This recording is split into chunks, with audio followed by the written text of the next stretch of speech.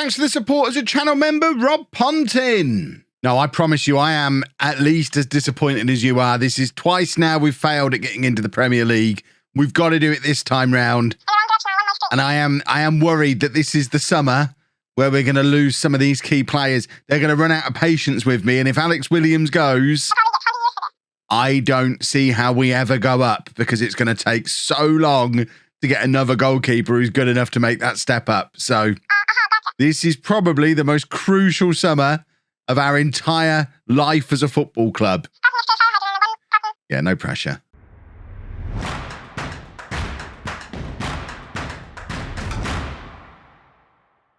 Hello and welcome to part 68 of Homegrown. I'm Kevin. Coming up on today's episode, it is our season review and transfer special as we try once again to put together a team capable of making it to the Premier League. And as per my conversation with Mrs Wearmouth, my fears are genuine fears that if it all goes wrong this summer, this series could end up ending in failure, because Alex Williams is the only goalkeeper at the club anywhere close to Premier League level, Championship level even. If we look at our backup goalkeeper, Njastad, he is a Conference North-South goalkeeper with the potential to be a League Two goalkeeper one day. If Alex Williams goes this summer, which could be out of my hands, potentially, money-wise, if Alex Williams goes this summer, I don't think we ever make it to the Premier League. So this is a pretty important one, boys and girls. That aside, Renan, I'd be more likely to sell. I'm more likely to sacrifice Renan just to have enough money in the bank to make sure that we don't have to lose Williams, because as much as I love Renan, and as much as Renan probably is the more talented player, probably has the potential to play at a higher level for a longer period of time than Williams does, Renan's replaceable. We could get promoted if we lost Renan and had Hughes and Hamilton out wide, and whoever might be coming through the system next. Renan is replaceable. Williams is the one player in this entire squad who is absolutely not replaceable. We can't afford to lose him. Watch him go now, and I'm going to be very, very upset. Right, we've not actually ready for the season review yet. I've started this season a little. I've got a little bit ahead of myself. We'll hit continue once or twice, see if we get to it. Otherwise, I'll do a little bit of time travel until we get there. It might be that it's waiting until the end of the playoffs before it gives us the season review, because we were in the playoffs.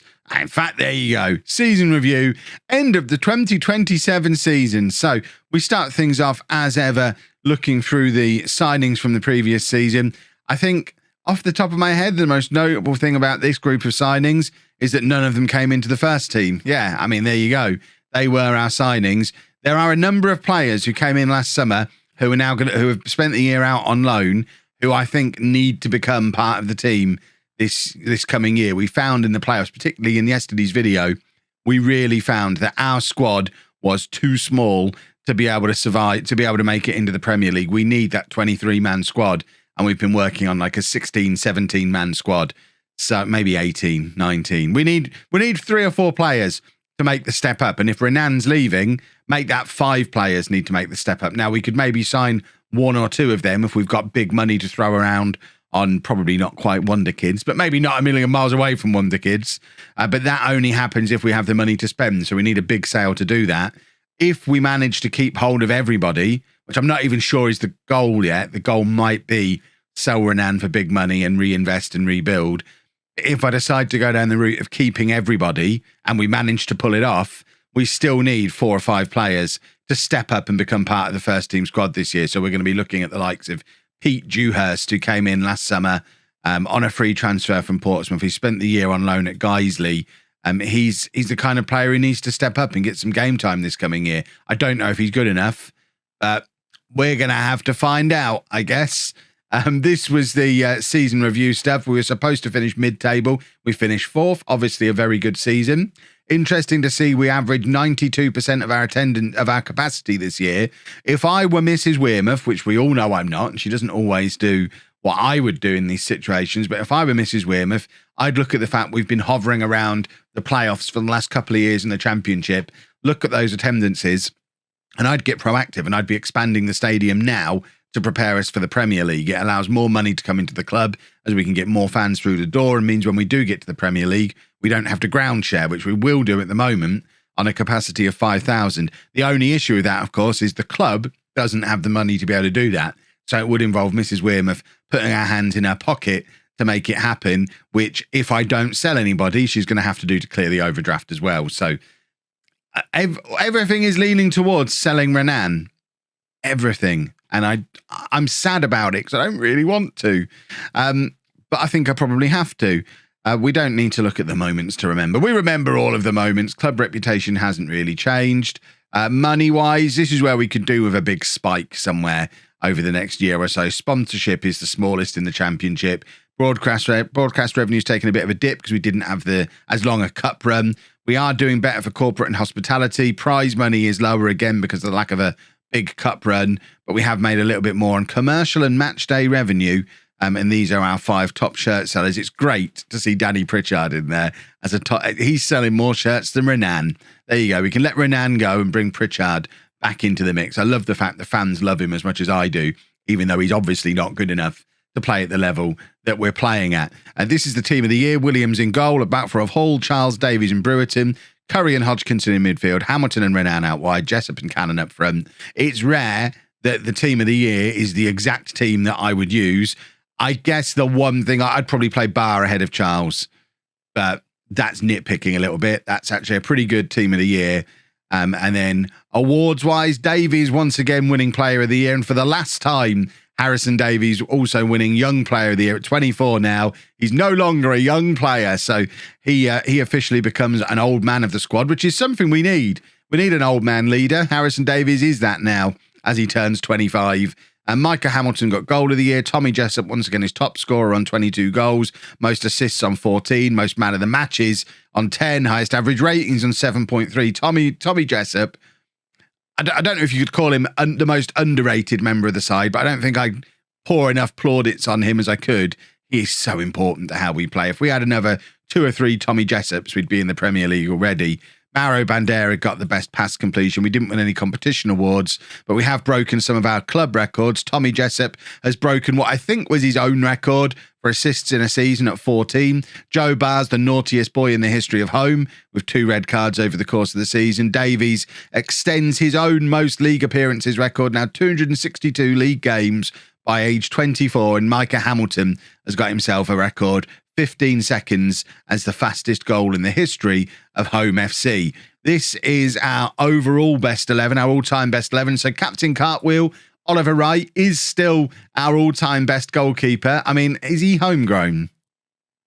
Because in all seriousness, if we lose Williams this summer, we might have to go back to Captain Cartwheel. He's on the transfer list at West Brom. Sheffield United are interested in him. He's going to be one of those career third-choice goalkeepers, I think, unless he comes back to us. You know the sort. You see him. When you get that weird 38-year-old goalkeeper who signs for Chelsea and everyone's like, what? I've never even heard of him. Oliver Wright's going to be one of those, a career third-choicer, but might actually have to return. If we lose Williams, Wright might be the man to go to. Bachelorette Pateta in at left back, I think. It's next summer he's out of contract with Blackpool. He's on the transfer list there as well at 55,000. I mean, I wouldn't be against bringing him in as a backup player. He's obviously never going to be a first teamer for as long as Andy Hall's at the club, but it's nice to have a bit of experience. And if, as and when his contract expires, I'll almost certainly bring Bachelorette Pateta in. Charles, Davies and Brewerton, the rest of the back four, obviously all still at the club. Slam Dunk on the left-hand side, who is still coaching the Slam Dunk corners for the under-18s, bringing that next crop of Slam Dunks through. Hamilton, Curry and Whittaker as the rest of the midfield. Terrell Whittaker is now one of several players who's at Blackpool. Bachelorette Pateta, of course, is there.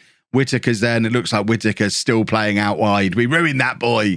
We turned a good striker into an average winger. And then up front, Micah Beer, who I think is also at Blackpool. It's like home reserves over at Blackpool. Didn't really play much football, did he? Played less for them than he did for us after joining them in January.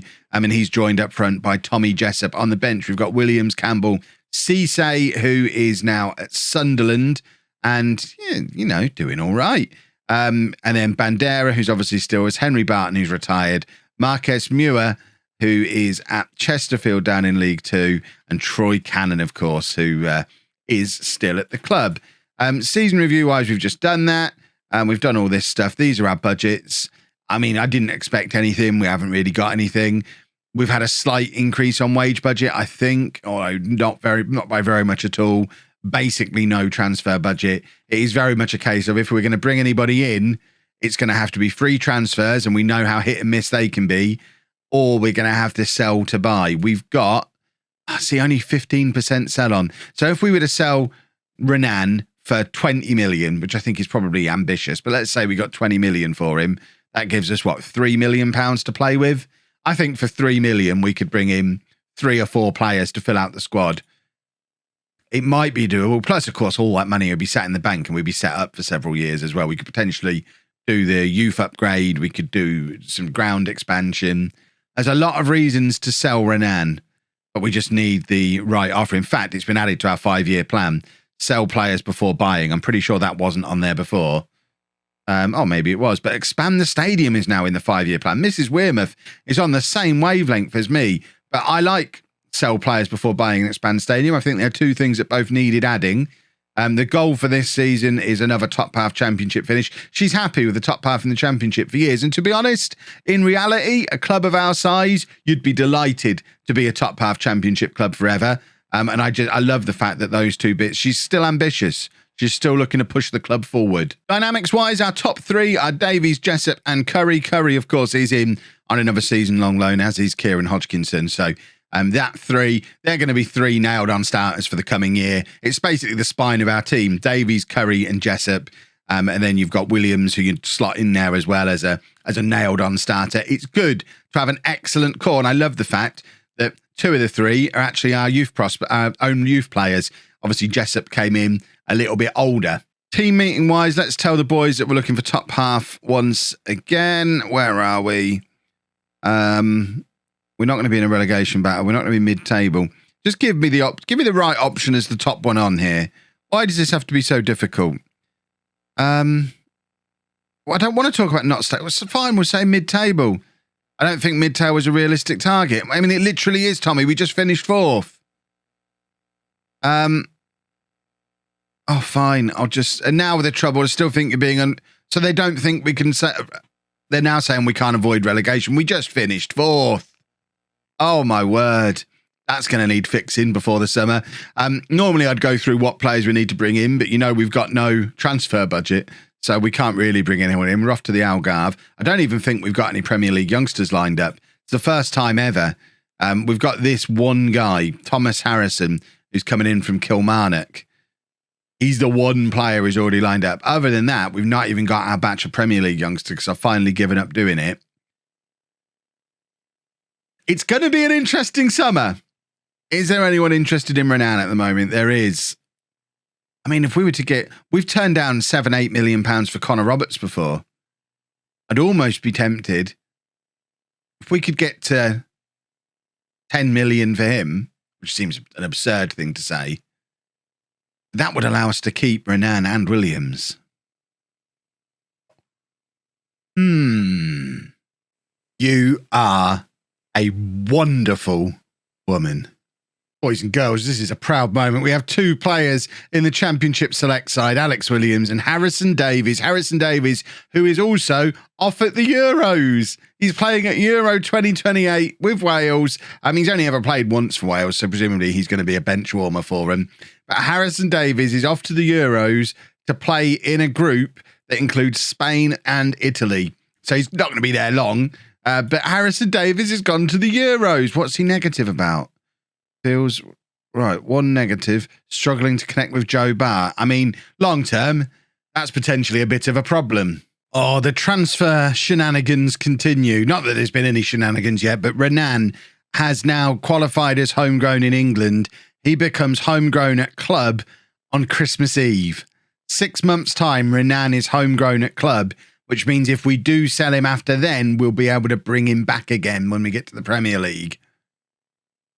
It does mean potentially we could do a sale and loan back, but we're not going to do that if we get big money for him. And there's no point selling him if we get big money for him. It's a very good reason not to let him go.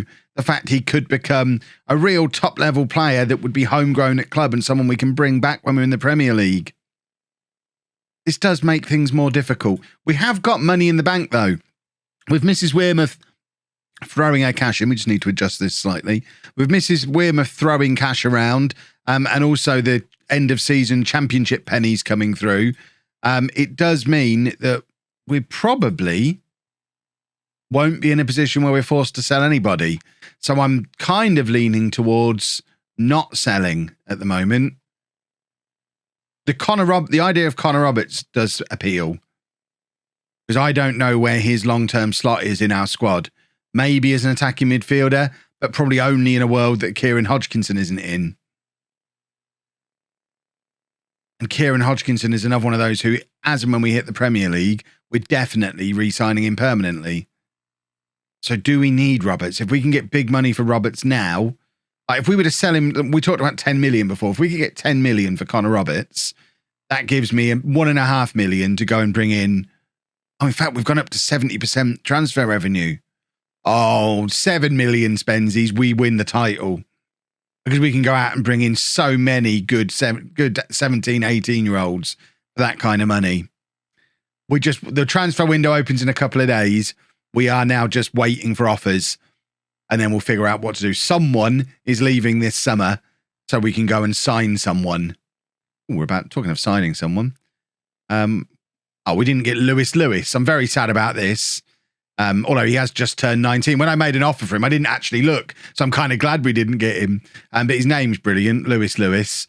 But yeah, just as well that we didn't actually sign him. Because in fact, this guy's just turned 19 as well. What is it with these morons and turning 19? Who has a June birthday? Ridiculous. Did I dream us getting offered 10 million for this guy at some point? Or 7 million, I think it was. I feel like I might have dreamt it. I mean, we can try. Let's try and negotiate. Yeah. There goes that plan then. This is what we're working against in the Championship. An average sponsorship per club of 7.25 million. West Brom get £46 million in sponsorships. We got 160,000. Ridiculous. We have had a small reputation boost though. So maybe that'll help attract new sponsors. Oh my word. And we get a little bit of money through the domestic player fund. Money is still looking okay at the moment. And we haven't really had any significant offers in for any players. So at the moment, we kind of got our hands tied behind our backs, can't really do anything. You can see we got £1 million offer for Akani, a similar sort of offer in for Roberts. There's been a few of them, but really, there's nothing I can do. Can't even really bring in much in the way of free transfers. There's very little I can do if we don't get an offer for a player that we're willing to sell. And the players that we're willing to sell that I think we could get significant money for are a very small group. You're pretty much looking at Connor Roberts, and even him, unless we're getting big money, I don't think it's worth doing. What's Mrs Wearmouth after? I mean, this is the solution to the problem. Expanding the wage budget for physiotherapists. You've got your priorities right, Mrs Wearmouth. I'll hand you that one. Confirmation we're looking for a mid-table finish this year. We'll just tick all this stuff over. Oh, there you go. Physio wages have been increased. Now we'll be fine. The only other stuff we've done, we've sold a couple of fringe players, which we did right at the end of the season. So Geraldo Popom has gone to Swansea. Biggest flop of the series financially, probably. It'll be interesting to see if we have a bigger flop than that. I'm also disappointed that Conor O'Connor has left. He's got a great name. I mean, even we've taken a financial loss on. We spent money on Conor O'Connor and he never got anywhere near the team. I think the lesson I've learned there is don't spend money when you're in League Two on players with potential, especially if you're... I mean, if we'd have stayed in League Two forever, two very good signings, but don't go and spend £1 million in a transfer window when you're in League Two and planning on getting promoted quickly. If we go, it was this summer, wasn't it? If we look at the players we spent money on this summer, we just outgrew them too quickly. John Allen, still around, but not any good. Chris Orr, don't even remember. Chapper is already gone. Popon's now gone. Royston Priest is a name I'm fairly confident I've never heard before. He got released on a free transfer almost immediately. Conor O'Connor's now gone. Ali Wilson, I've just moved into the first team squad this summer. but I don't anticipate using him very much. Matt Godden, I don't remember at all. Apparently he's still with us. He's out on loan at Dartford. I mean, yeah, 7 goals in the Vanarama South this season. We'll use him. Manuel Herrera is still around, but not any good.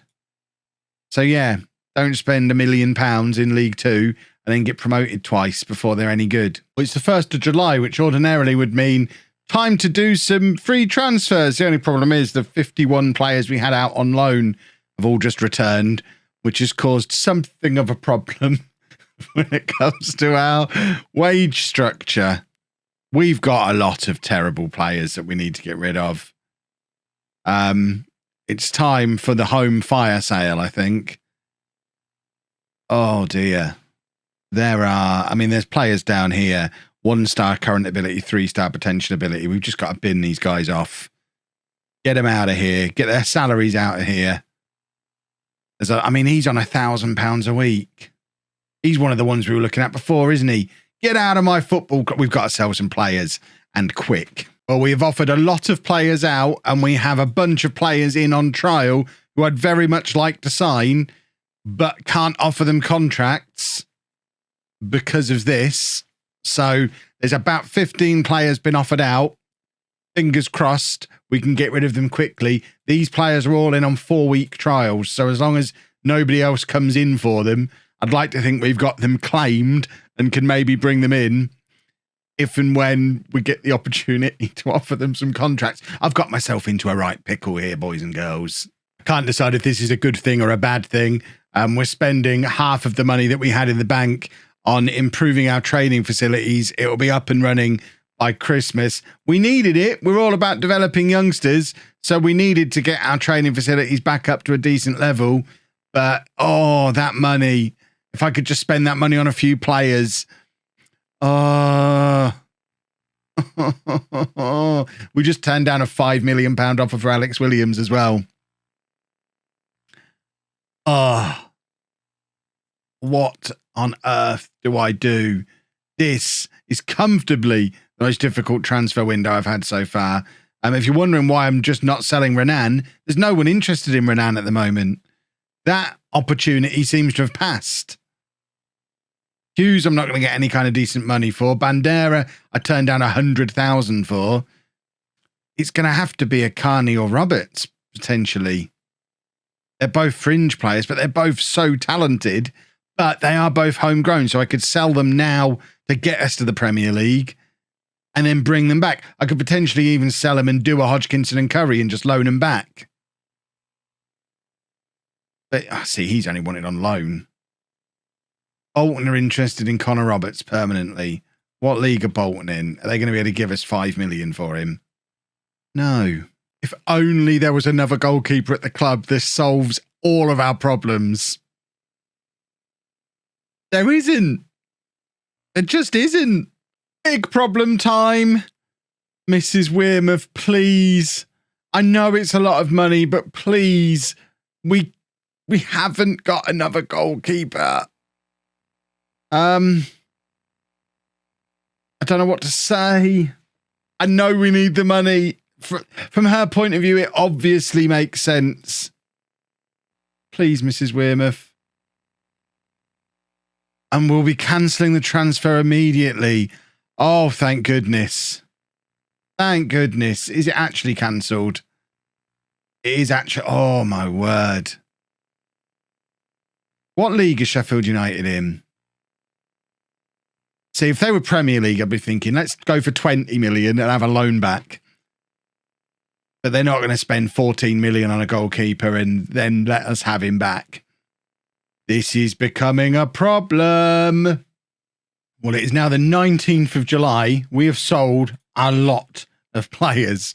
If we just have a look at, we've sold £875,000 worth of players.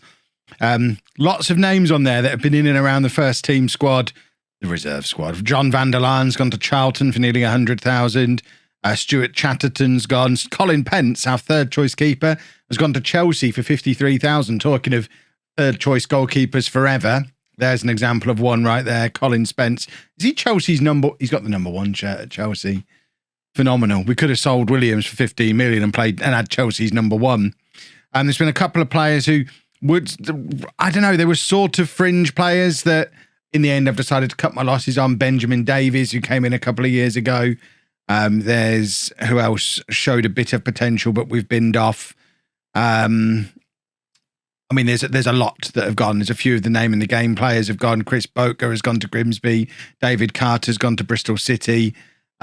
Pete Dewhurst, we were talking about him earlier this video. I've decided to let him go to Wimbledon. We've let Ian McLean, who was not a million miles away from the first team last summer. He's moved on. £875,000 of a player's gone. It's brought our wage spending down to 100,000. So we've made some offers for a couple of the trialists. But what I'm going to do now is the good old fashioned trick of lowering bonuses. That puts our transfer budget up to 1.1 million, which should allow me, it's not going to let me shuffle that around. Maybe when I've hit continue, it'll let me shuffle the wage budget around a little bit and make some offers for a couple more. But we're slowly but surely getting there. We can actually, for the first time all summer, take off the unregistered filter and see if there's any absolute superstar bargains that we should be looking to pay money for. Like potentially this guy, Gregor O'Connor, at 17 years old. He's got a 90 on the scout report, which is pretty promising. He's a centre-back who can play central midfield. 5-star potential. He's going to cost less than 200,000. It does feel like that's the kind of player we should potentially be looking to bring in. In other transfer news, we've also turned down big money offers for Joe Barr. We got a £2.4 million offer for him from Sunderland. Alec Lay, we turned down £1.4 million from West Ham for him. He's definitely going to be part of our first team squad next year in both centre-back and central midfield. I think I'm actually going to move on Mauro Bandera. He's out of contract next summer. If we look at our central midfield, we've got Hodgkinson and Curry as our normal starters. We've got Akani as first reserve. And then with the new youngsters that are coming through, we've got Connor Roberts, we've got Ali Wilson, we've got Alec Lay, we've got Chris Stone. We're trying to sign this guy, Yuri Yerebek. I think we've got Ivanov, who's moved back up into the first team squad again this year. I think we move Bandera on and try and get a fee for him while we can. I don't know what kind of fee we'll get. We turned down 100,000 earlier in the summer, so we're not going to be getting crazy money for him. And Sheffield United have been back in with another much lower offer for Alex Williams now, which hopefully means they're in the process of giving up. That's my hope at the moment, that they're giving up and we get to keep him, which will be fantastic news. We finally made a signing, in fact, two signings. Siaka Mama is an 18-year-old Malian defender who can also play in central midfield. He's only got 1.5-star current ability, but 4.5-star potential. Hurrah! Our 14th best central midfielder at the club. We've signed him to be a defender. He comes in on a free transfer from Manchester City. He's one of the many players who was in on trial all summer. I actually think, we'll come back to this in a second, I think I've actually inadvertently held most of these players hostage by having them here on trial, because several of them are still officially at their original club, which means when I try and sign them, it tells me I've got to pay compensation, which obviously I'm not going to do. But it also is discouraging any of the other teams from signing them. So sooner or later, I'll terminate their trials, and then I think a bidding war begins as soon as they're released by their main clubs. But at the moment, we've got half a dozen Championship and Premier League youngsters who look pretty good, who I'd very much like to sign, but we can't yet. I'm not really upset about the situation, to be honest. We'll hold them hostage. Raymond Brogan is a 17-year-old striker, 2-star current ability, 5-star potential. Another good potential striker to come in. He comes in from Hamilton for 85,000. And we have I wouldn't say a legend, a long-serving player. 6 years Mauro Bandera has been at the club. He's joined Huddersfield for a really low fee, £64,000, dropped back down to play in League One, where I'm sure he'll be a very good player in League One. But he was with us from the Conference North through to the Championship, played nearly 200 league games for us. He just needs to get out of the way of Akani and Lay and some of the other youngsters that we've got knocking around the place. Otherwise, I would keep him here. But yeah, he was just getting in the way more than anything. So money-wise, we're still not able to shuffle this around. Actually, we are now. Interesting. Last time I checked, we weren't allowed to, but now we can. So we're now back within budgets, which is very nice. So for the first time all summer, I can stop worrying about money and check to see what the media preview is, because I haven't even looked at that yet. So if we have a look at the league table, season preview, the media are expecting us to get relegated. Well, we finished 4th last year, and they're expecting us to get relegated. I mean, we've got a 9th and a 4th in the last 2 years, and they think we're ridiculous, utterly ridiculous. We've got offers coming in for Lay, but including a £2 million rising to £5 million offer from West Ham. If that isn't justification for letting Mauro Bandera go, I don't know what else is, although Lay probably will be playing centre-back for us. It almost makes me wonder if we should go back and let Joe Barr leave. If we're getting £2-3 million offers for Joe Barr and he doesn't get on with Harrison Davies, maybe we let him go and go with Lay alongside Davies this season, if West Ham are willing to offer that kind of money for him. It is another step towards all players coming through our own youth system as well, which will be very nice. In other news, I have finally put that filter on to search for 15 to 18-year-old players. As you can see, that it's ignored, and we still get offered players of all sorts of age ranges. I guess we are getting a few more of the younger players through. We didn't ever get 15-year-olds come through before, so players like this, he's going to need a bit more of a scout. But it is, I guess, making it more often that we get the teenagers, but it doesn't stop the older players coming through. We're trying to bring in a couple more. My general rule of thumb, so I don't avoid what I was talking about earlier in the video about signing a load of players like Pope on for big money and then never using them. My rule of thumb is they've got to be less than 200,000 and they've got to be at least 2-star current ability. They must be 5-star potential ability. Anyone who fits that criteria, we're trying to bring in.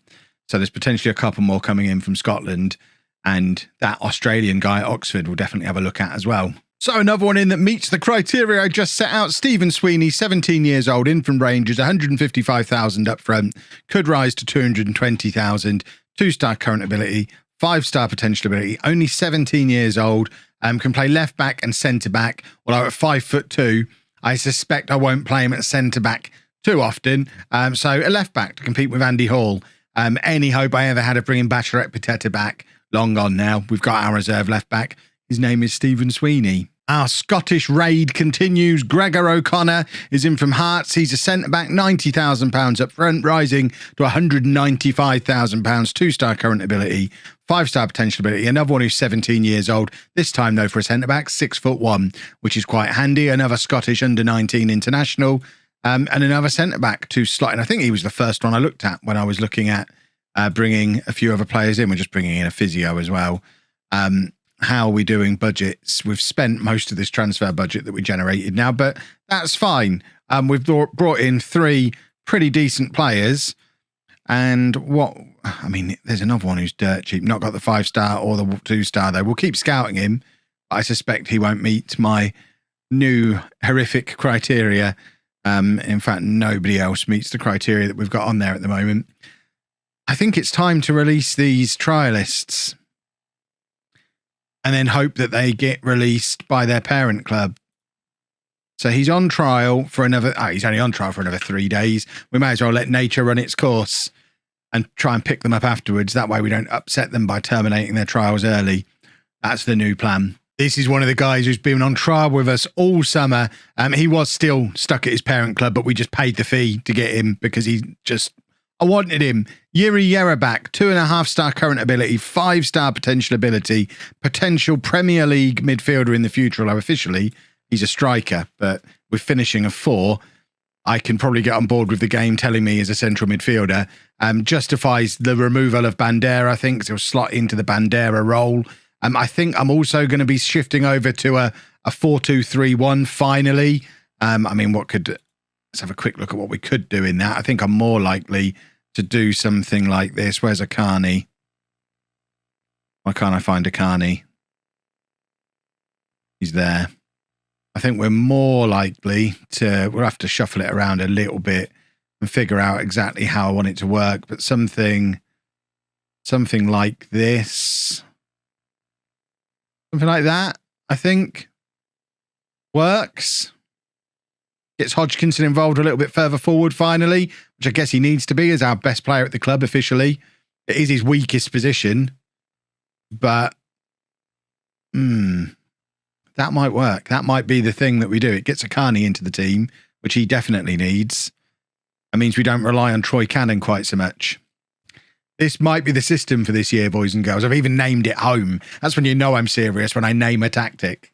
And that brings us to the end of the transfer. Well, it's not the end of the transfer window. It's the end of the transfer special. As we know, transfer window goes on until the end of August. It's the 29th of July. But it does leave us with what I wanted at the start of the summer. I mean, this is the dream scenario. We've now got a 24-man first team squad. We've still got a few trialists in, 7 trialists in, who we'll be trying to sign a few of them once they're released by their clubs. Uttridge, Martin, Koriyama, Curran have all got 5-star potential, 2-star current ability. So we'll be looking to bring those boys in as well. But we've got the 24-man squad. We've not lost any of our key players. I think this has been a huge transfer window for us.